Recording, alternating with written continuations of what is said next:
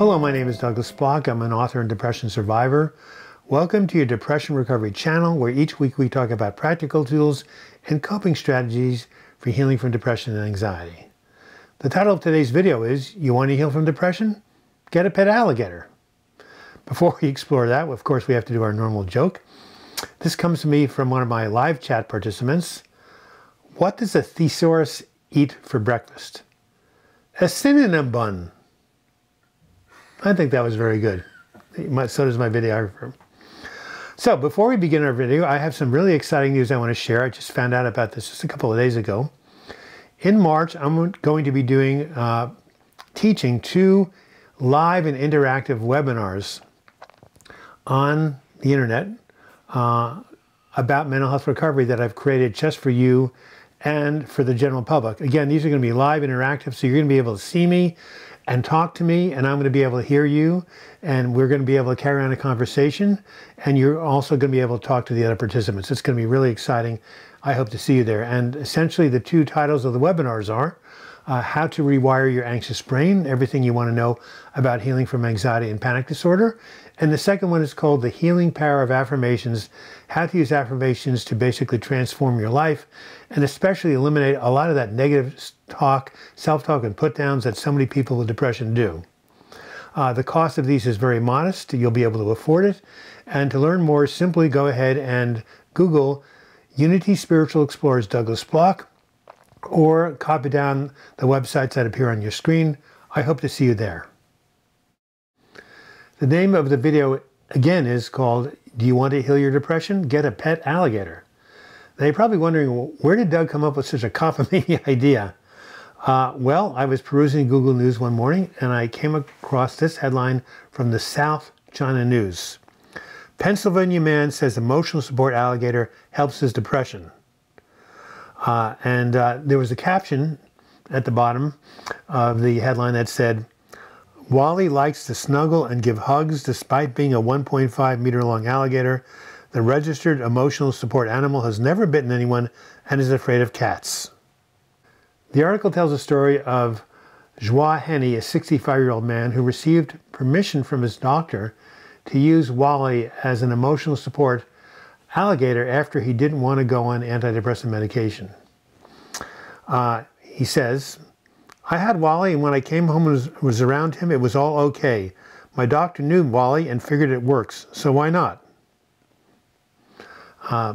Wally is 4 years old, but he's like a teddy bear, and according to his owner, he just loves to give hugs. Although Henny acknowledges that Wally is still a wild animal, he still takes him out to meet and greets at places like senior citizen centers and minor league baseball games.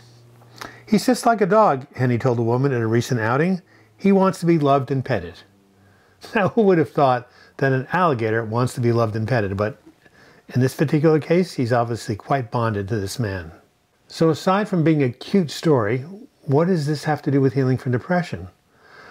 Well, running through this channel is my belief that in order to heal from depression and anxiety and other mood disorders, love and connection, or if they're not necessary, they're amazingly helpful and useful.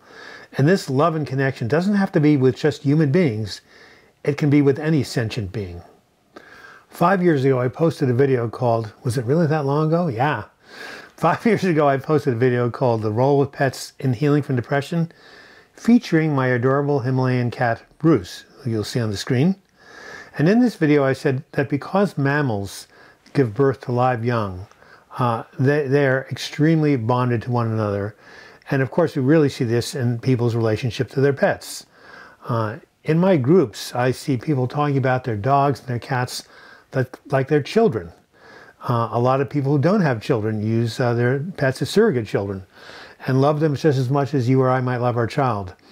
In one case, I saw a person who was bonded to his parrot. In fact, it says, remember, we used to have a turtle called Vishnu, who used to wander around the floor while we were having our support groups, who people really, really liked. We've all heard the phrase that a dog's a man's best friend. Well, I didn't know how true this was until the following happened in one of my support groups. One night, a new member walked in, we'll call him Tom. He drove up in a BMW. He was dressed impeccably, probably a very expensive suit, and he had a Rolex watch. And yet, he told the story of how he had become suicidally depressed when his fiancée broke off their engagement.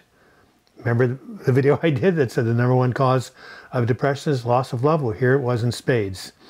Anyway, he was so down that that evening he decided to go into his car, run a hose from his tailpipe into the car, and asphyxiate himself with carbon monoxide poisoning. But just as he had turned on the ignition, he remembered that his dog, his pet dog, Sparky, he had forgotten to feed for dinner. So he went upstairs, dutifully fed the dog, came back into the car, turned on the ignition again, and then he realized that if he died, there would be nobody to feed the dog for breakfast. And soon he realized that the dog was dependent upon him. And so he got out of the car and he called me. Now, a couple of months later, I met the dog. He was a mutt. I don't care for dogs. Sorry about that, you dog lovers. But anyway, but to this man, he was a reason to live. Again, you can bond with any sentient being, not just a human being. Before I close, I don't want to diss you cat lovers out there. So I want to just return to the subject of Bruce, who has now become a therapy cat. I didn't realize there were therapy cats until Bruce came into the house. Every support group meeting, he climbs onto his regular chair to participate, as you can see. And at the end of the meeting, when we're sitting around in the circle, saying the Serenity Prayer, he gets right into the middle of the circle, looks around and makes eye contact with every single person. Amazing. That cat is dialed right in. So it's a beautiful thing, and people in the group have gotten quite attached to Bruce. So there you have it. Wherever you live, I suggest you find some sort of a pet to bond with. If your apartment doesn't allow dogs or cats, you can always get a terrarium. You can have a goldfish, you can have a lizard or a turtle. Or, if you're really resourceful, you can try having an alligator. But it is amazing how many different ways you can bond to living beings. And not only will this heal your depression, it will help to improve the quality of your life and give you something to look forward to. This has been Douglas Bloch. I hope you enjoyed this video. I just want to remind you what we talked about at the beginning about these 2 exciting new webinars I'm going to be teaching. Interactive webinars, if you want to learn more about them. Again, just Google Douglas Bloch Spiritual Explorers, and otherwise you can just look at the websites on the screen. If you want to like this video, which I hope you do so. Otherwise, you can leave your comments in the comments section or email me, douglasblog@gmail.com. If you want to subscribe to this video, simply click on my photo in the closing credits. You'll be taken to the subscribe page, and if you click on that little bell up there, you'll be notified every time I do a new video or a new live chat. And if you want to become a sustaining member of this channel, just click on the Patreon image, and you'll be taken to a page where you can become a monthly sustainer. And until we meet again, I wish you the best in your mental health recovery. Thank you so much for tuning in.